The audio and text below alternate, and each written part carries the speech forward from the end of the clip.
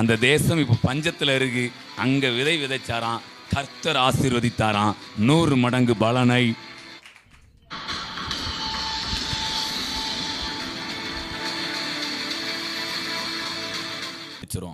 ஈசாக்கு விதை விதைத்தான், கர்த்தர் அவனை ஆசீர்வதித்ததினால் அந்த வருஷத்தில் 100 மடங்கு பலன் அடைந்தான்.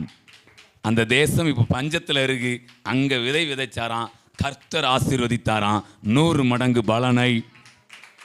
அடுத்து பாருங்க, அழகா எழுதியிருக்கு. அவன் வாசிங்க, ஐஸ்வர்யவானாகி வர வர விருத்தி அடைந்து. நீங்க வர வர சோர்ந்து போக மாட்டீங்க, நீங்க குன்றி போக மாட்டீங்க, குறுகி போக மாட்டீங்க.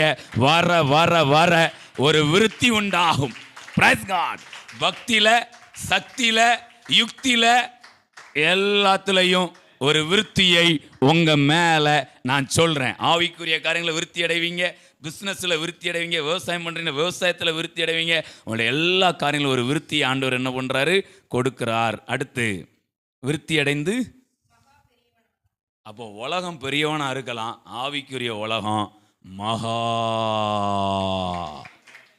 மெகா. Price God.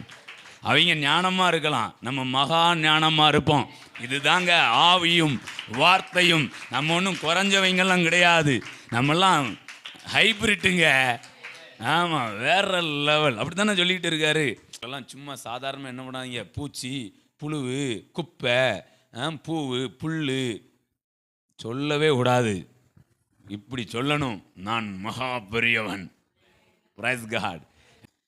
இப்போ இவர் ஆசீர்வதிக்கப்பட்டார், ஐஸ்வர்யவான் ஆனார்னு இருக்குல்ல.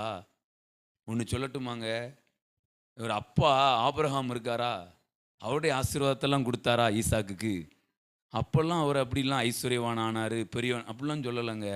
அப்பா கொடுத்ததுனால ஒன்றும் நடக்காது, பரம அப்பா கொடுத்தா தான். அப்பா அவருக்கு உண்டான எல்லாத்தையும் யாருக்கு தான் கொடுத்தாராம். ஆனால் அப்போல்லாம் வேதம் அவர் ஐஸ்வர்யவான் சொல்லலை, மகா பெரியவன் சொல்லலை. என்னைக்கு கர்த்தருடைய வார்த்தையை கேட்டு அவர் சொன்ன இடத்துல இருந்து விதையை விதைத்து ஆசீர்வதிக்கப்பட்டாரோ, இதெல்லாம் வார்த்தையினால் உண்டான ஆசீர்வாதம். Praise God. நீங்கள் வேதத்தின்படி ஐஸ்வர்யவானாய் மகா பெரியவர்களாய் இருப்பீர்கள். Praise God.